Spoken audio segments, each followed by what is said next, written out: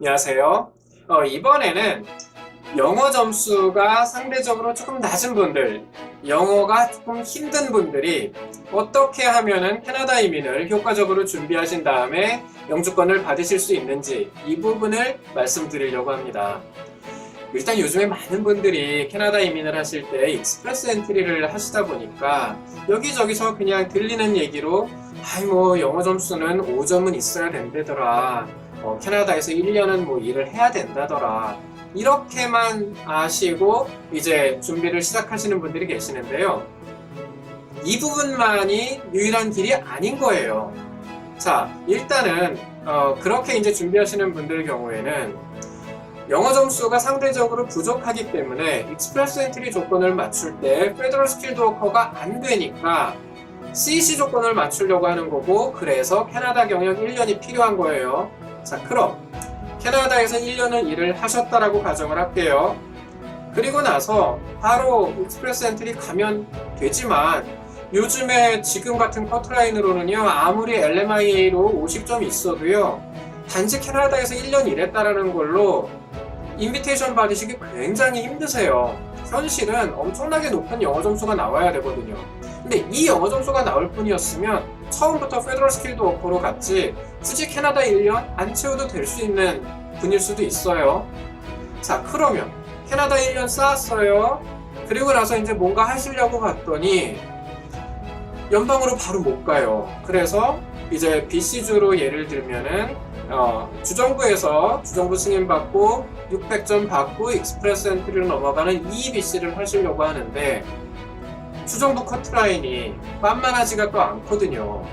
또 더 큰 문제는 이제 캐나다에서 공립학교를 졸업을 하셨거나 사립이라 하더라도 학위로 인정받는 일부 과정이 아닌 다음에는 결국에는 BC주 같은 경우에는 스킬드 워커, 즉 캐나다든 한국이든 2년 경력을 필요로 하는 스킬드 워커로 맞추셔야 되고, 상대적으로 이제 커트라인이 높아지는 거예요. 그러면 아니 내가 예전에 들을 때는 IELTS 5점 혹은 셀피 5 미니멈만 맞추면 된다 그러던데 막상 그렇게 맞춰봤더니 커트라인에서 이제 멀어진 거예요.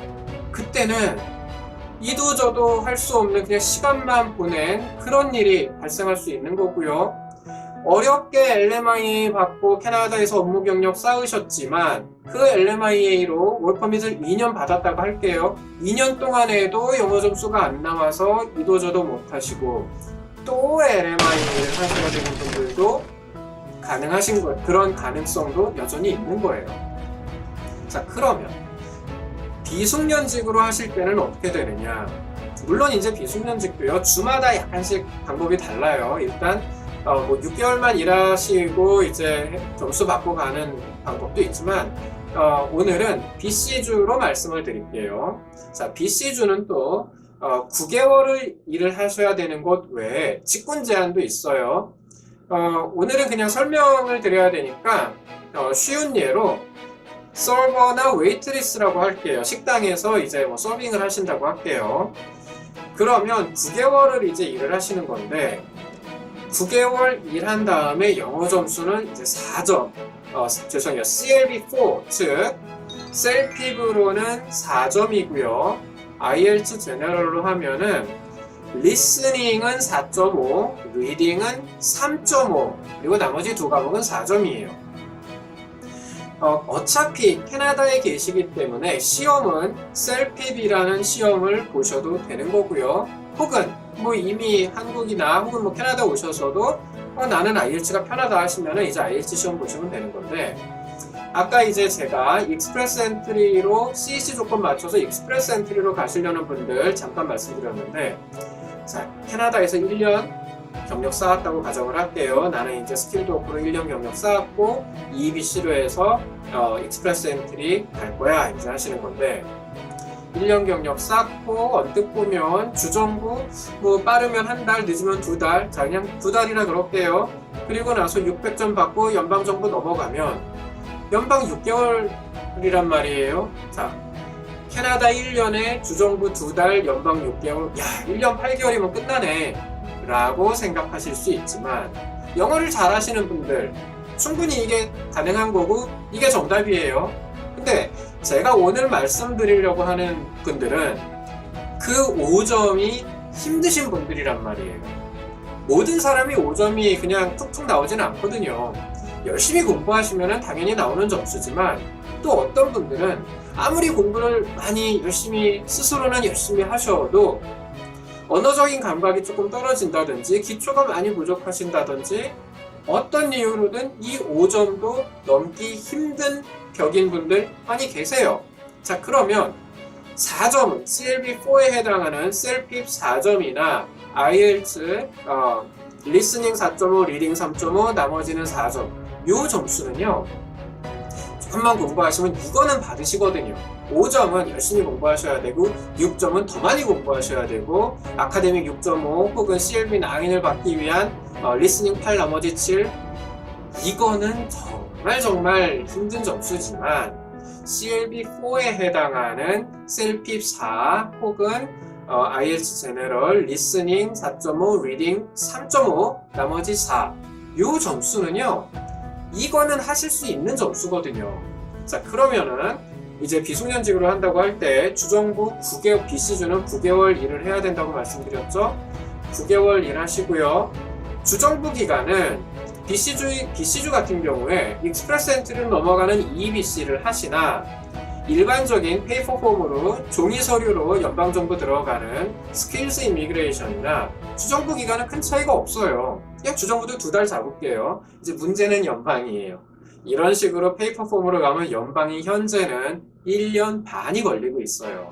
자, 그럼 내가 주정부 9개월 일하고 그 다음에 비로소 주정부 승인을 빨리 받는다고 쳐도 연방 넘어가서 1년 반이면 이거는 2년 5개월이라는 시간 동안 내가 영주권을 못 받고 있는 건데 이렇게 오래 걸리는 게 이게 가능할까?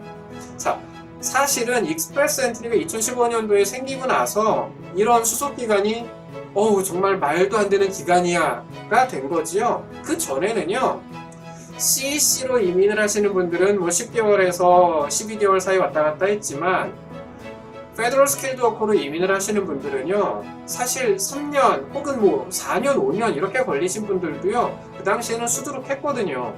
요즘에는 초점이 익스프레스 엔트리로 맞춰지다 보니까 이 기간이 긴 것처럼 보이는 거고 또 한 가지 이제 생각을 또 하나 하셔야 되는 게 영어 점수를 받을 수 있는 이 기간이에요. 비숙련직은 9개월만 일단 9개월을 일을 하신단 말이에요. 9개월 일하시는 동안에 CLB4에 해당하는 셀핍 4점이나 IELTS 리스닝 4.5, 리딩 3.5, 나머지 4 이 정도 점수는요 9개월 일하시는 동안 하실 수 있고요. 설령 9개월 안에 못하셔도 한두 달 조금 더 공부하시면 이 점수는 잡으세요.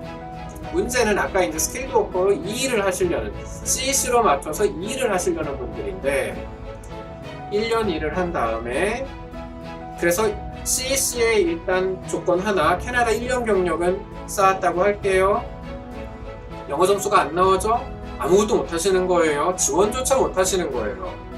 그러면 받아놓은 월퍼밋은 만기일이 다가오고 이제 굉장히 초조해지는 거예요. 또 만약에 LMIA를 스킬드 워크로 받으셨으면 이제 와서 나는 내가 일한 거 비숙련직이야 이렇게 하실 수도 없는 거거든요. 돌아가지도 못하시는 거예요. 그러면 언뜻 보면은 캐나다 1년에 주정부 2달, 연방 6개월, 1년 8개월 만에 끝날 것 같지만 영어 점수가 안 나오면 또 이미 캐나다에 계시면서 일하시면서 영어 공부하시는 분들은 금방 이해하실 거예요. 일하는 시간도 벅차고 정말 쉬는 시간도 없는데 어느 세월에 내가 공부까지 해가면서 잠 안 자고 공부까지 해가면서 이 점수를 받느냐거든요. 그러면 처음 시작을 계획을 하실 때에는 마치 1년 8개월이면 끝날 것 같았던 이민이 2년, 2년 반 혹은 그 이상 계속 늘어날 수 있는 거예요. 비숙련직은요 반면에 9개월 일하시는 동안에 영어 점수 상대적으로 수월하게 잡으실 수 있고요. 주정부 2달, 주정부 승인 받고요. 2달 만에 연방 넘어가서 비록 오래 걸리지만 크게 어려움이 없는 한 영주권을 받으세요. 예를 들면 심각한 질병에 걸리신다거나 뭐 캐나다에 계시면서 혹은 이제 신원조회 문제가 있거나 아니면은 고용관계가 무너지거나 이런 경우가 아니라면은 웬만해서는 오래 걸리지만 승인 가능성은 매우 높아요. 그래서 이 기간 동안 마음이 편안하세요. 특히 영어 점수 때문에 받으시는 이 스트레스 레벨이 상당히 낮은 거예요. 모든 사람이 영어가 막 5점, 6점 이렇게 툭툭 나오지 않거든요. 물론 뭐 영어권에서 오래 계신 분이다, 혹은 뭐 통번역 일을 하셨거나 뭐 한국에서 통역대학원을 다니셨대요. 그럼 영어 점수 엄청나죠. 근데 이제 제가 말씀드리려고 하는 분들은 예를 들면 고등학교 졸업하고 영어는 그냥 손을 놓으신 분이에요. 그리고 지금 현재 40대라 그렇게요. 이분들이 당연히 노력하면은 영어 점수 5점 받으세요. 셀픽 5점, IELTS 5점 받으세요. 받으신 분도 계시고요. 하지만 엄청난 스트레스를 받아가면서 공부를 하시는 거고, 어떤 분들은 4점도 매우 힘드시거든요. 그럼 4점도 힘드신 분한테 5점만 받으시면 됩니다라고 하는 거는 어떻게 보면 이건 희망 고문인 거예요. 냉정하게 스스로를 한번 체크해 보실 필요는 있어요. 내가 IELTS 5점 한 6개월 공부하면 받을 수 있는지 아닌지는요. 정말 나는 기초가 부족하다 그러면 차라리 비숙련직이 답일 수가 있는 게요. 제가 아까 이제 BC주로 서버 말씀드렸는데요. 자, 그러면 점수 계산 한번 해볼게요. 서버로 일을 하시고요. 서버로 일을 하시고 9개월만 딱 일하셨어요. 한국에서는 전혀 다른 일 하셨어요. 그래서 경력 점수도 그냥 9개월 일하시고 딱 요거만 있다고 가정을 할게요. 대신에 한국에서 대학교는 졸업을 하셨어요. 그래서 학사학위는 갖고 계신다라고 가정을 하고, 또 비숙련직이니까 그냥 법정 최저만 받다 보니까 주정부임, BC주 주정부임인 점수 계산할 때 연봉 점수도 그냥 뺄게요. 연봉도 점수 빵점이에요. 이런 분이 IELTS 시험 혹은 셀핍 시험으로 봤을 때 CLB4에 해당하는 셀핍 전 과목 4점, IELTS 리스닝 4.5, 리딩 3.5, 나머지 4, 이 점수를 받았다라고 가정을 하면은요, 일단 주정부 점수가 43점까지 나올 수 있어요. 43점부터 시작인 거예요. 죄송해요. 43점까지가 아니라. 자, 학력 인증까지 받으시면 또 점수 추가되죠. 4점 추가되니까 47점이에요. 만약에 이분이 외곽 지역에 계신데요. 지역 점수 있죠. 자, 9개월 일하셨는데 그냥 1년 경력 채우시겠대요. 10점이 더 추가되는 거예요.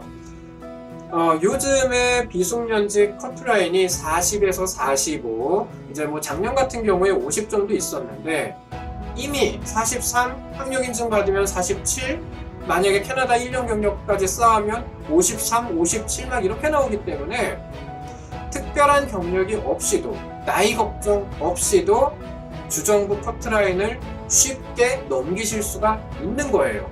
그러면 뭐 아주 깔끔하게 그냥 9개월 열심히 일하시고 연방 들어가서도 열심히 그냥 그 시간 동안 기다리는 시간은 좀 길게 느껴지실 수 있지만 그냥 마음 편하게 고용관계 잘 유지하고 계시면서 건강하시고 죄 짓지 않으시고 그러면은 캐나다 영주권 받으실 수 있는 거거든요.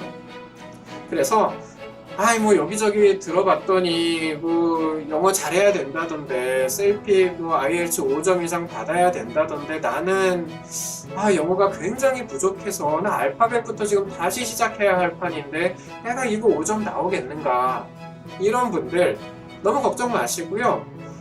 물론 제가 영어 시험을 대신 봐드릴 능력은 없습니다. 하지만 저희 고객분들이 이제 점수를 받아오시는 거를 보면 CLB4에 해당하는 셀핍 4점 내지는 IELTS 리스닝 4.5, 리딩 3.5, 나머지 4, 이 점수는 크게 어렵지 않게 받고 계시니까 여러분들께서도 나는 비록 영어에 자신이 없고 기초가 부족하다고 스스로는 느끼실지언정 조금만 신경 쓰시면 이 점수 받고 이민하실 수 있는 거예요. 물론 지금 말씀드린 게 다는 아니에요. 뭐 고용주 조건도 봐야 되고 여러 가지 주정부 이민에 해당하는 자격이 되시는지는 저희가 당연히 봐드려야 되지만 일단 영어라는 요거 하나만 딱 놓고 볼 때 영어가 조금 낮더라도 내가 수속 기간이 조금 길다라는 거를 감안을 하되 차라리 그 기간 영어 스트레스 안 받고 마음 편하게 이민하시겠다, 가능한 길이 있을 수 있다라는 거 말씀드리고 싶은 거고요. 궁금하신 분들은 언제든지 연락 주세요. 저희가 최대한 깔끔하게 캐나다 이민 하실 수 있도록 도와드리겠습니다. 고맙습니다.